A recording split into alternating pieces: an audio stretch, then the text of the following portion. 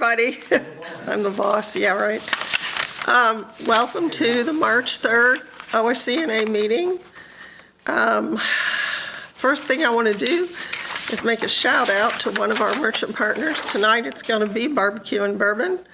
I just want to let everybody know that you can utilize your membership card to get a discount here, and we are very happy with their support.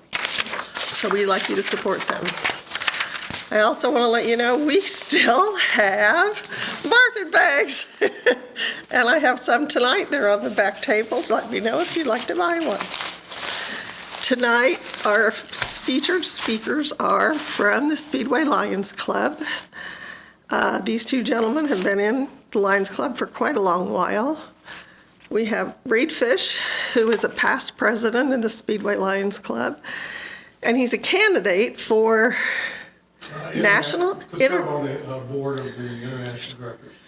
So he is willing to help people all over the world. And then this is Tim Ramian. He's also a past president. And these two guys represented the Speedway Lions Club on a mission trip, and that's what they're here to tell us about. Thank you, Bonnie. And thank you for allowing us to speak before you. Many of you probably have heard of the Lions Club. You know, there's a club here in Speedway. It's been around since 1937, I believe. Right. The Lions are the world's largest and most active service organization in the world. There's over 40,000 clubs. They're in over 200 countries throughout the world. They're the only service organization in the communist country of China. And the reason why they're there is because after helping people there with eyesight problems and solving what they call river blindness, for people that would swim in the river and it would cause them to go blind, the government realized the Lions aren't a political organization and they're not a religious organization. They're just there to serve people. Mm-hmm. And so they said, okay, we'd like for you to come in and establish your clubs here in China. But the way I like to explain in terms of the number of countries that we're in is when you watch the beginning of the Olympics and you see all these countries march out, we're in as many countries as what you see at the beginning opening ceremonies of the Olympics. So, but one thing about the Lions, they say, is that we're the world's best kept secret because we don't like to brag about what we do, but sometimes that comes to a fault because right now, in terms of membership, we always are looking for members. And people say, well, you know, I've seen your signs around the town or I've heard of you guys, but I really don't know what you do. So some of the things that we do, and how do we turn this on the screen? Oh, there we go. There we go. As you can see, up there on the screen, it says we serve. Last year, the Lions of the World helped over 422 million people, okay? Whether that was in the United States or whether it was in India or wherever, Africa. The numbers that we have recorded was 422 million people.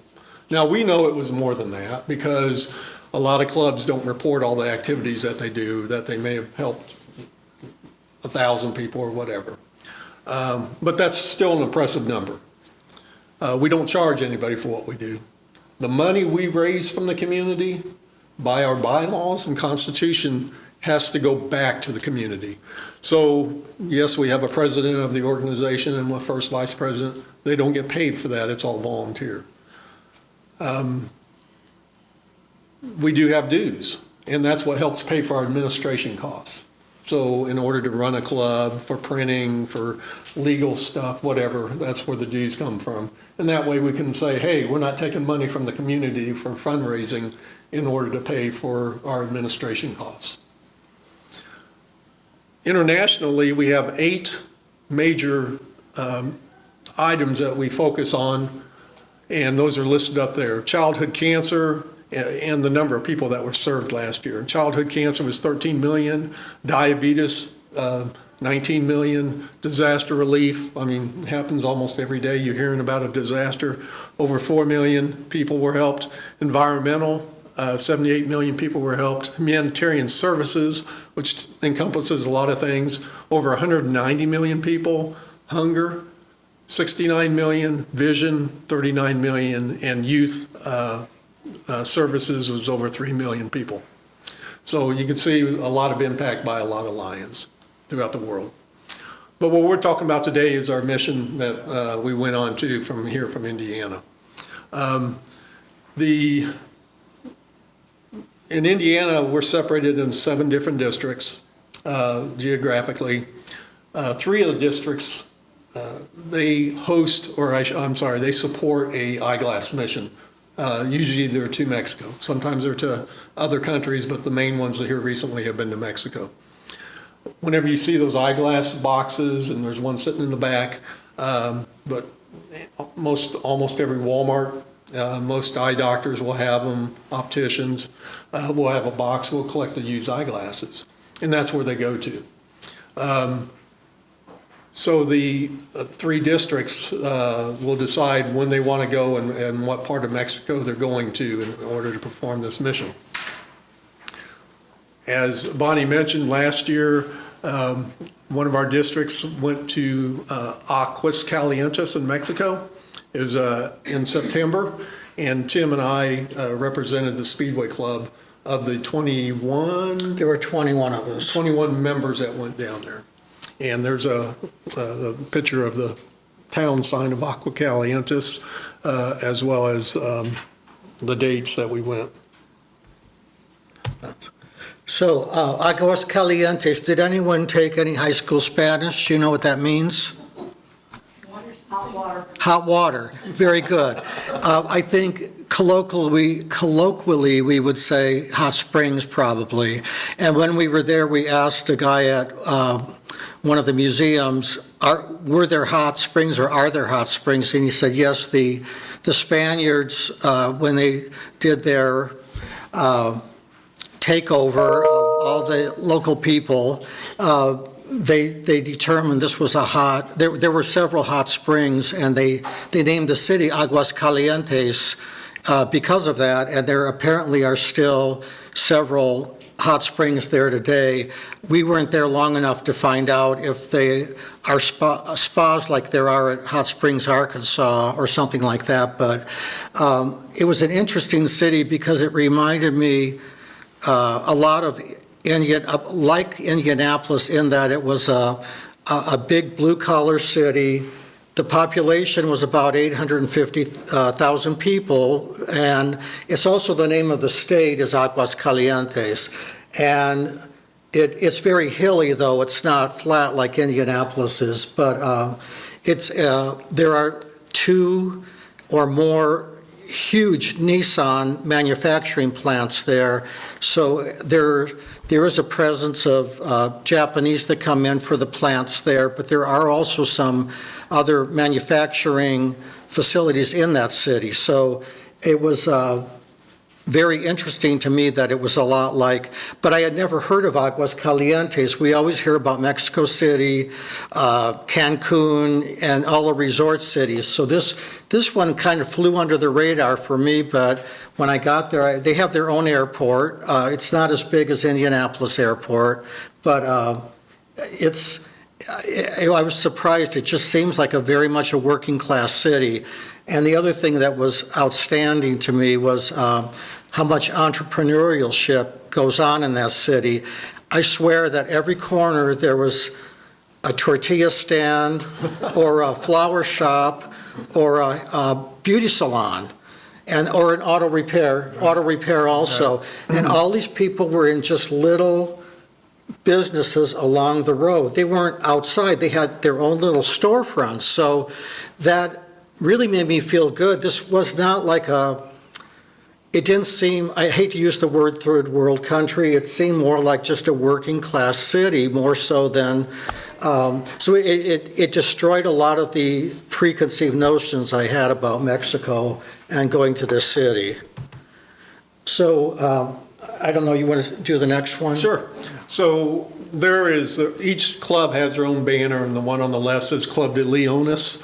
And so that was the local club When we set up these missions, basically the mission leader will go down and meet with whoever has asked for them to be send a mission down there. So in this case here, Aguas Calientes Lions said, we would like to have your club or your group come down and perform a mission in our city.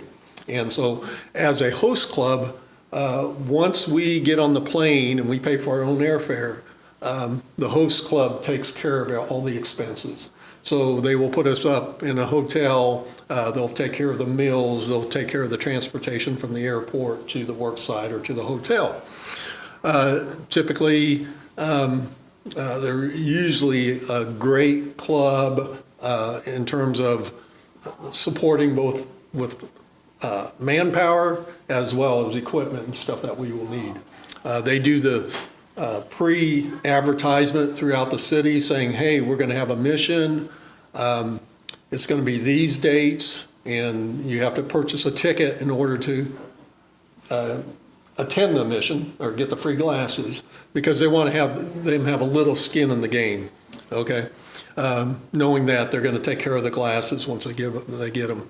The middle group, or middle picture, is our mission group, everybody in the orange vests and the yellow shirts and everything. And then the two on the far left are part of the club, host club.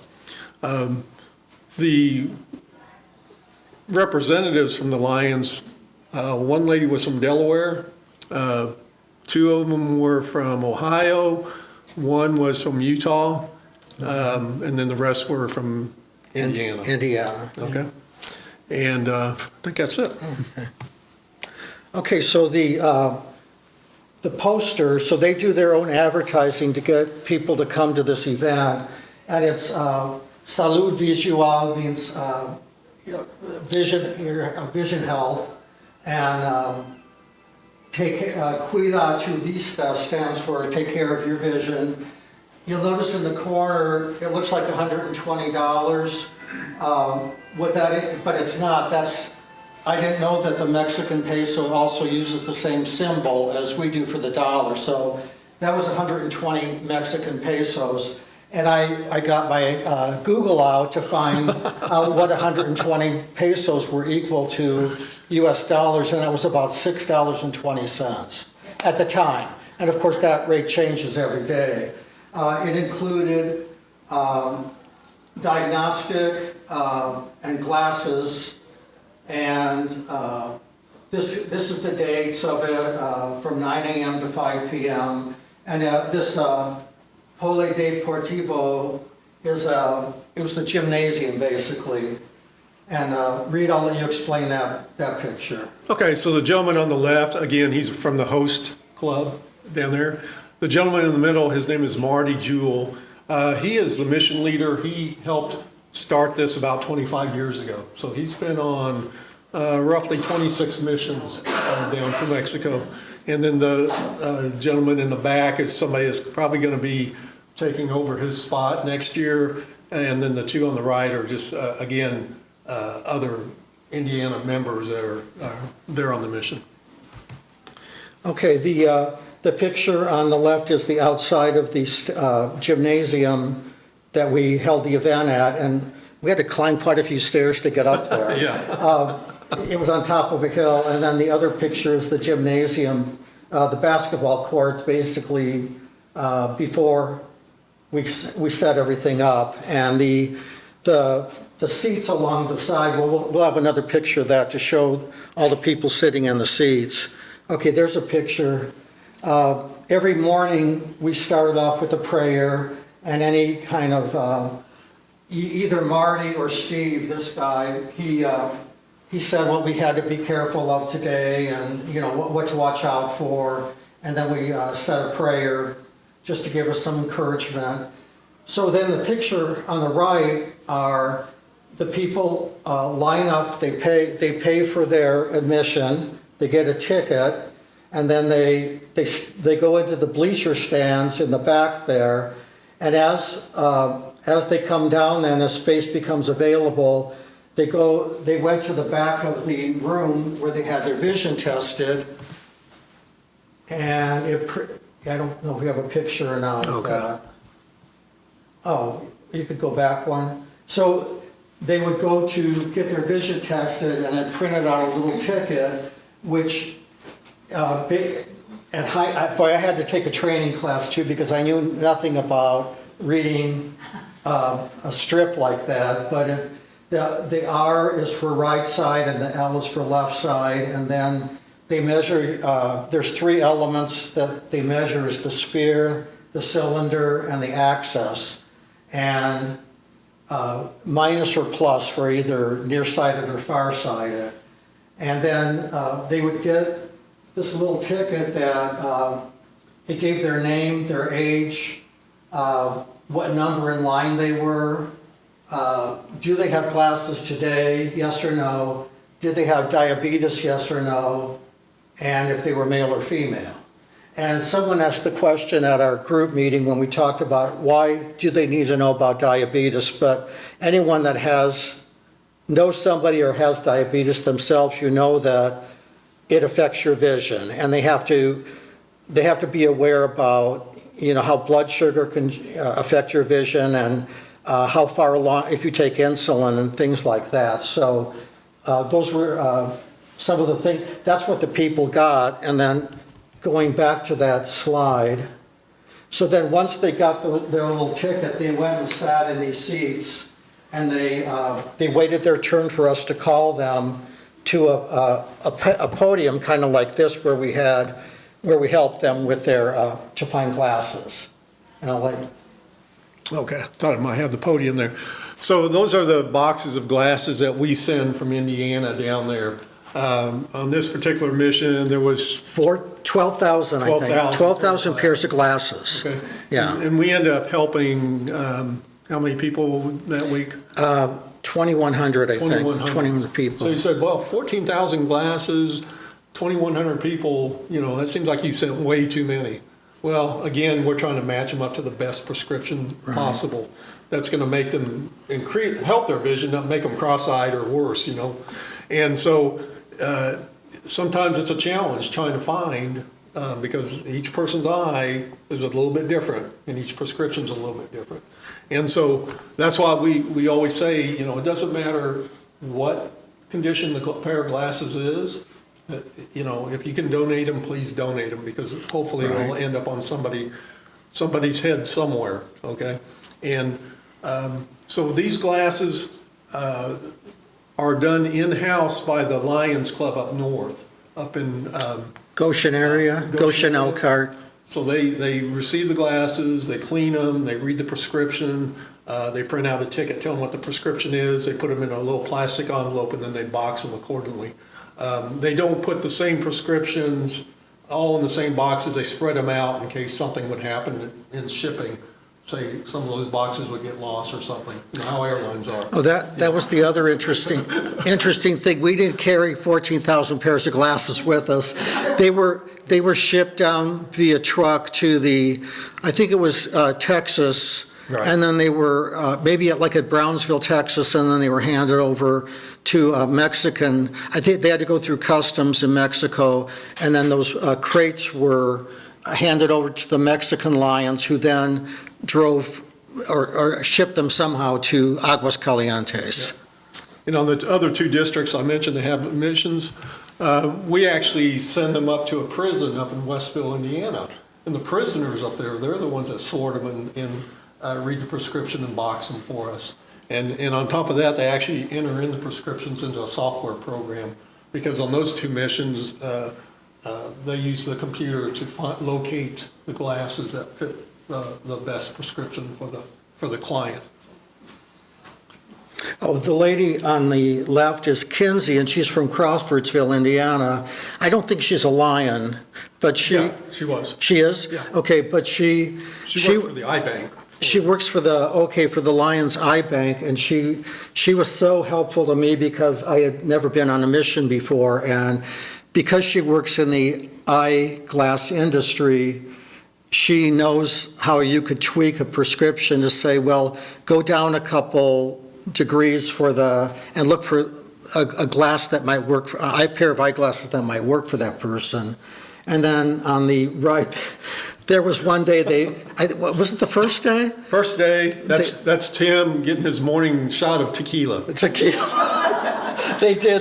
They passed out a little tiny cup of tequila, and you had to be polite, you couldn't turn it down. Right. So, just saying. Yeah. Yeah, so. He was my roommate. He did it every morning. It was hard to wake me up in the morning, I don't know. The group on the left, everyone in black, are the interpreters. They are arranged by the host group down there in Mexico. They're college kids. In this particular case, they're studying English, so it worked out great for them because it was something for them to garner more experience working with English, and then, of course, translating it for us. The other two pictures are yours truly with their assigned interpreters. Daniel was the gentleman on the right between Reed and I. He was very, very fluent in English. He might have been in his mid-20s. He seemed a little bit older than the others. And then on the lower picture, Anna was between Reed and I. She was studying English in college. I think she wants to be a teacher. She was, I would say, I thought I was pretty impressed with her English. Mm-hmm. But I have some high school and college Spanish, and I would tell her Spanish things, and she'd say, well, no, talk to me in English because I want to practice my English. we fed off of each other, though, so it was good.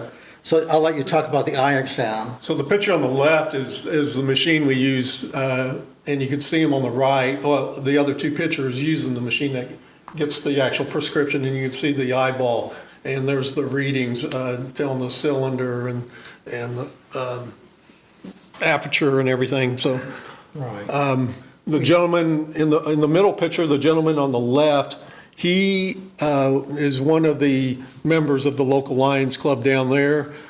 Turns out he devotes a lot of time to the Lions. And I thought, well, we all do.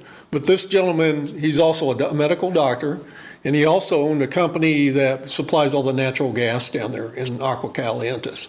So it's not like he isn't busy, you see what I mean? Right. But he's still devoting. He was there all week with us. Into the evening. Into the evening, Right. and so it just shows their commitment of helping the local people there. Of course, you see the police officer; he's getting his eyes checked, which we were glad of because he carries a gun. And we already talked about. well, I want to show something. Oh, on okay, there. go ahead. So when they do these prescriptions, the lower the number, the better. And Right. if you can see the far right one. On the very near the bottom line, it says minus 10.5, minus 3.5. That's pretty bad, okay? Right. There's worse, but that's kind of bad. In the middle one, it says plus 20.25 and plus 20.5. That's really bad. Yeah. And the one on the right, it says EDAD 13. That was for a child that was 13 years old. So you can see that already at that age, they have really bad eyesight. And being in Mexico, they're closer to the equator, which is, I guess, more sunlight. Right. And another thing, culturally, they don't believe in sunglasses.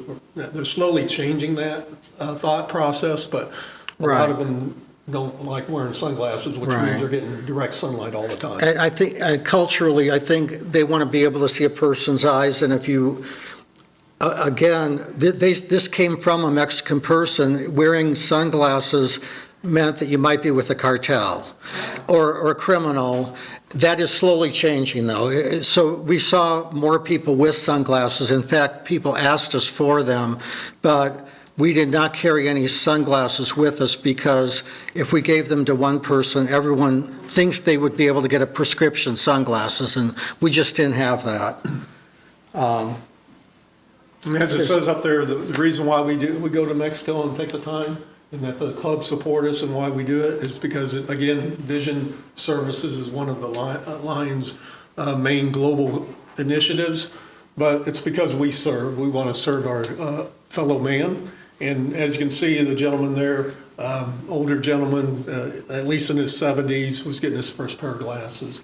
The young kid in the back, He was mentally handicapped, as well as he had one of the thickest pair of glasses I've ever seen. We could not find a prescription for him. The good thing about it, though, that when we go on these missions, we usually have a medical doctor down there, again, that the host country or host club arranges. And when it comes to a situation like that, we refer him to that doctor. And whether or not he can do something, a lot of times he can, or he will have the resources to get them taken care of, whether it's a surgery or a special pair of glasses. Right. On some of these missions I've been to, they've actually had a company come in that can actually make the glasses on site for them, or at least start the process.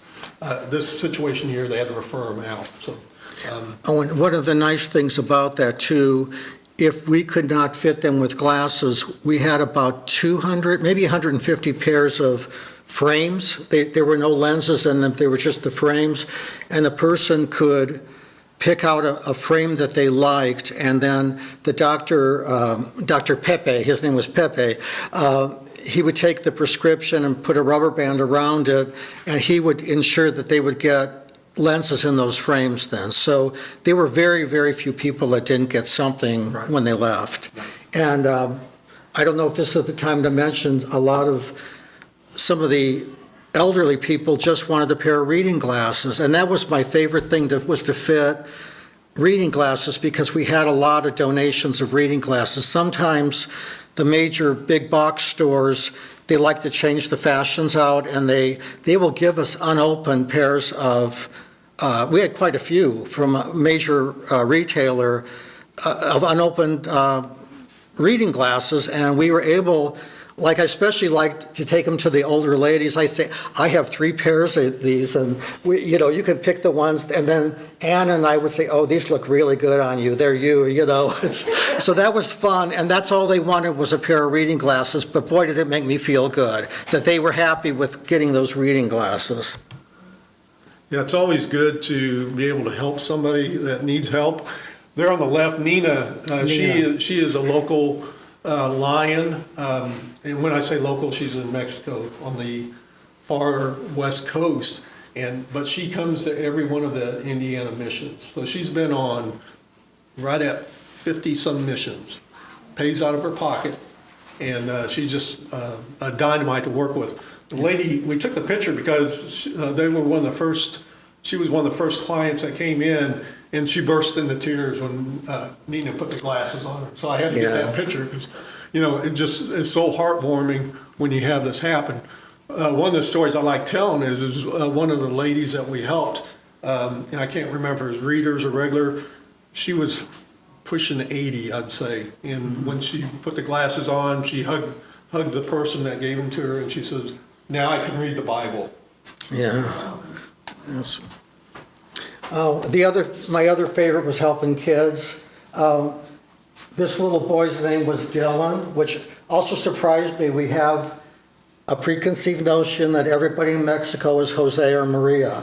Well, it was interesting. Every name I looked at on those tags that they filled out, they would put their name on there, and I would say, hello, I would say hola, or Buenos dias, Guadalupe, or Buenos dias, Teresa, Jorge. But then I saw there was a young woman named Wendy, and then this little boy named Dylan. So I just realized how much influence probably American TV has had on Mexico, that they're using a lot more names that we would have considered American names maybe, or English. And then this little girl, both of these kids it was their first pair of glasses, and so she was so thrilled. I had 2 pairs that fit her, but she liked the ones, there's little cat ears on the edge. You can see. She was really happy to get those glasses.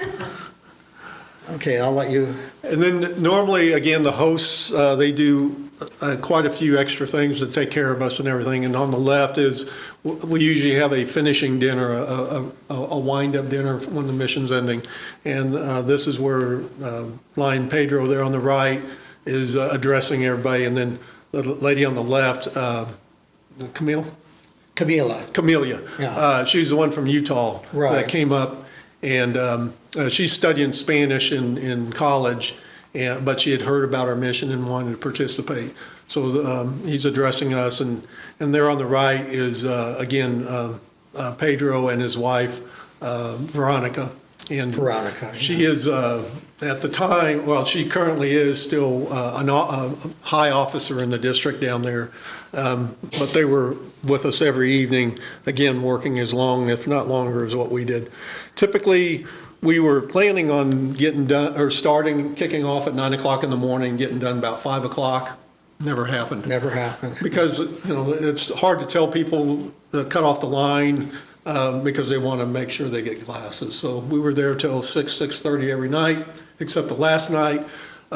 We were there till 8:30, I believe. Yeah, it was late. It was late. We were planning on being done around 4 so we could have a wind-up dinner.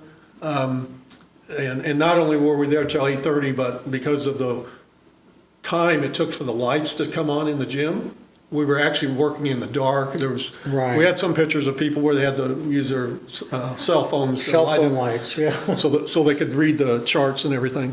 But here, during lunch or dinner, we would eat there at the hotel, and there's Nina, and they because it was a day, they were celebrating Day of the Dead was coming up, they handed out those little different, Yeah, it was like a big pen, and each person got a different little doll or a character. I think mine is like a Harry Potter, and I don't know, hers is holding a taco and a glass of beer. And then Reed had his milkshake. yeah. So while he was drinking tequila, I was being good and drinking milkshakes.